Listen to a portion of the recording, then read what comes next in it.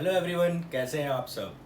Welcome to my class again and today we are going to start our new exercise of exercise 5.2 of complex number. 5.1 के अंदर हमने introductory part of complex numbers complete किया था and how we can represent a complex number and the multiplicative inverse and the properties of complex number, algebra of complex number, ये सारी चीज़ें हमने cover करी थी। अगर आपने वो वीडियो नहीं देखी है तो प्लीज़ आप मेरी यूट्यूब चैनल पे जाकर उसको दोबारा से देख सकते हैं। And the new topic is polar representation. What is polar representation, तो ये आज मैं आपको समझाने वाला हूँ और बहुत ही इंटरेस्टिंग टॉपिक है, बहुत ही मज़ा आने वाला है। एंड जिसने ट्रिग्नोमेट्री को बहुत अच्छे से पढ़ा है उसको तो और अच्छे से समझ में आएगा। ठीक है, तो स्टार्ट करते हैं अपना new topic. The new topic is polar representation of a complex number. तो पोलर रिप्रेजेंटेशन का मतलब क्या होता है, पहले वो समझते हैं। तो पोलर रिप्रेजेंटेशन का मतलब होता है इन टर्म्स ऑफ angle.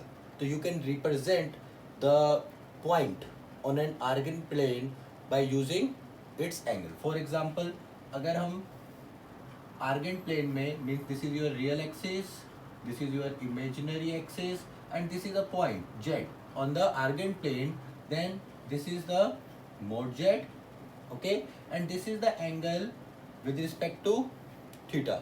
ठीक है, with respect to real axis. तो मीन्स आप कभी भी जो एंगल मेजर करते हैं इन एंटी क्लॉकवाइज डायरेक्शन मेजर करते थे, राइट, एंड क्या करते थे, स्टार्टिंग पॉइंट कहाँ से लेते थे, विद पॉजिटिव एक्स एक्सिस। तो हम यहाँ पर भी क्या करेंगे, विद पॉजिटिव एक्स एक्सिस। तो angle theta it is called the argument of the point Z on an Argand plane. तो argument is it is the angle made by the modulus of a complex number in an argand plane in anti-clockwise direction from the positive x axis, या फिर आप यहाँ पे x axis का क्या बोलेंगे, real axis. X axis हम normally use करते हैं word, but in terms of complex number हम क्या वर्ड यूज करते हैं, रियल एक्सिस। ठीक है, तो रियल एक्सिस के रिस्पेक्ट में आप करेंगे। अब फॉर एग्जांपल देखते हैं हम किस किस तरीके से रिप्रेजेंट कर सकते हैं एंगल्स। अगर हमारा सेकंड क्वाड्रेंट में जेड है तो हमारा एंगल क्या हो जाएगा, this is the argument of the Z here, this is mod z, and similarly if it is in the third quadrant तो आपका एंगल कितना हो जाएगा, यहाँ से यहाँ तक हो जाएगा, राइट। और अगर आपका z फोर्थ क्वाड्रेंट में है तो कितना हो जाएगा, this is complete rotation this. तो if it this is theta 1, this is theta 2 and this is theta 3, this is z1 z2 और z3। ओके, तो ये तो हो गया हमारा argument. But we can take principal argument here. तो principal argument क्या होता है, प्रिंसिपल आर्ग्यूमेंट मीन्स, देखिए जो भी आपका हम इन ट्रिग्नोमेट्री हमने देखा था तो हमें कंप्लीट सर्कल को अपना प्रिंसिपल, ठीक है, रेंज लेके चलते थे। तो मीन 0 से लेके 2 पाई के एंगल को हम कंसीडर करते थे। यहाँ पे क्या होता है, हम अपना प्रिंसिपल रेंज लेके चलते हैं -π to π। ओके, तो the principal argument is -π to π, means theta is always lies between -π to π। तो अगर आप देखें तो अगर हमारा फर्स्ट क्वाड्रेंट में है पॉइंट तो आपका जेड क्या होगा, this is positive theta, there is no problem. If it is in second quadrant, तो अगर आपका सेकंड क्वाड्रेंट में है तो एंगल क्या हो जाएगा आपका, this one is the angle और z1, okay, theta 1। And if it is in third quadrant z2, this is the angle theta 2, okay, तो it is in negative direction. And अगर आपका यहाँ पर है z4 तो ये आपका थीटा 4 हो जाएगा। Means when we can if the point of complex number lie in the third quadrant we can take it as negative, okay, हम उसको नेगेटिव कंसीडर करेंगे। और अगर z4 में है तो भी हम उसको नेगेटिव कंसीडर करेंगे, because the shortest distance with positive X axis ये पड़ेगा आपको, यहाँ से के लिए ये पड़ेगा, बट अगर आप इस वाले वे में आएंगे तो आपको काफ़ी ज़्यादा डिस्टेंस कवर करना पड़ेगा, ठीक है। तो इन पॉजिटिव फर्स्ट क्वाड्रेंट में आपका एंगल थीटा ही रहेगा, सेकंड क्वाड्रेंट में क्या हो जाएगा pi minus theta, third quadrant में क्या हो जाता है थीटा माइनस पाई। तो मैं आपको लिख के दे देता हूँ, if z lies in first quadrant theta is equals to theta, but if it is in means angle equals to theta, argument equals to theta positive, but it is in second quadrant, then you can take theta is equals to pi minus theta, okay, but it is in third quadrant, then theta is considered theta minus pi, and fourth quadrant में क्या हो जाएगा minus theta. तो आपको ये learn करके रखना है, इससे सबसे इजीली आप अपना आर्ग्यूमेंट फाइंड आउट कर पाएंगे और कोई भी आपको प्रॉब्लम फेस नहीं करनी पड़ेगी, ठीक है। तो this is the argument and how we can find the argument of a complex number if it is lie in different quadrants. These are the formulas to write the argument of a complex number, okay. Now come to the polar form. तो let us take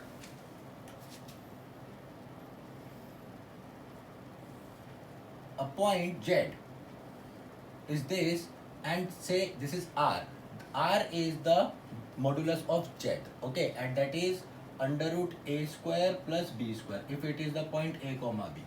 So that means this is a, this is b, okay.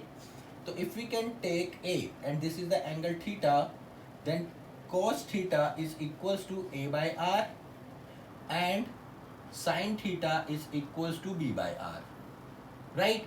That means a is equals to r cos theta and b is equals to r sin theta, and we know that the z is represented in the form of a plus iota b. You can put this form in this is r cos theta plus iota r sin theta, that is written as r is common cos theta plus iota sin theta.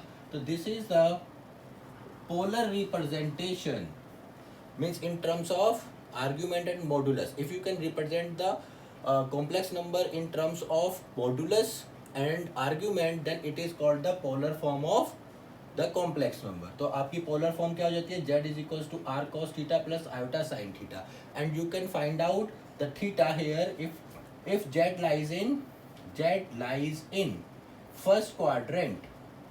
तो जैसे कि मैंने अभी आपको बताया है theta आपका theta ही रहेगा, अगर सेकंड क्वाड्रेंट में है तो थीटा हो जाएगा पाई माइनस थीटा, अगर आपका थर्ड क्वाड्रेंट में आता है तो थीटा हो जाएगा थीटा माइनस पाई। तो इससे आपका आंसर बहुत इजीली आ जाएगा इस फॉर्मूला से, और ये हो जाएगा आपका minus theta if it is lies in fourth quadrant, okay. तो this is the representation of a complex number in polar form, okay. तो now we will start our exercise 5.2, how we can represent the complex number in from a simple form to polar form, okay. Question number 1 of exercise 5.2. The question number is 1 is find the modulus and argument of the complex number. So first we can just find out the modulus and argument of these two complex number. So first we can solve here. The complex number z lies in the third quadrant because a is negative and b is also negative, okay. So this is -1 comma -√3, okay. So this is, तो आपका angle क्या रहेगा बेटा, ये वाला रहेगा, that means argument आपका ये रहने वाला है यहाँ पर।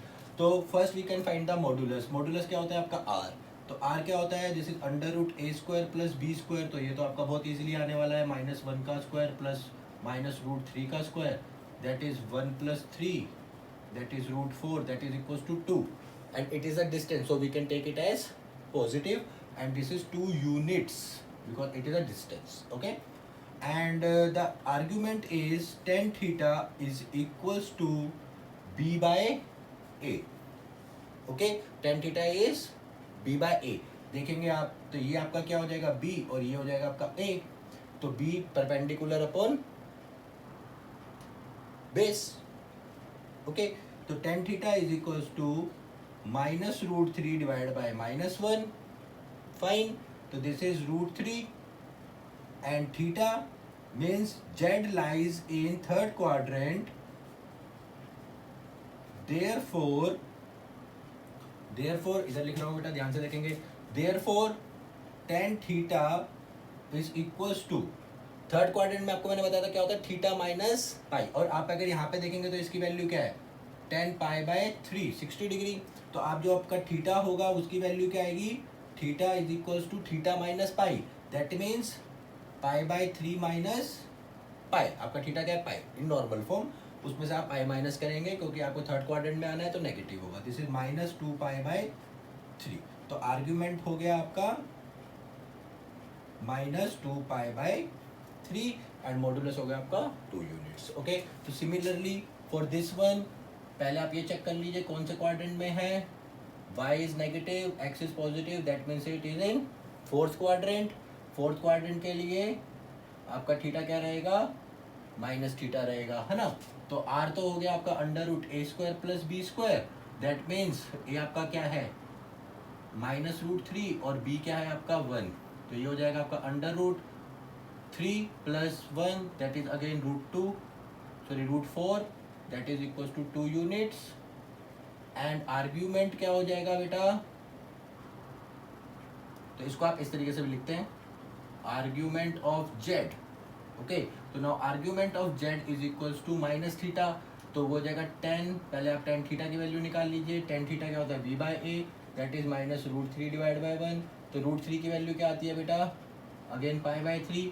तो आपका z क्या रहेगा, माइनस का, तो आर्ग्यूमेंट ऑफ z क्या हो जाएगा, minus pi by 3 because z lies in fourth quadrant.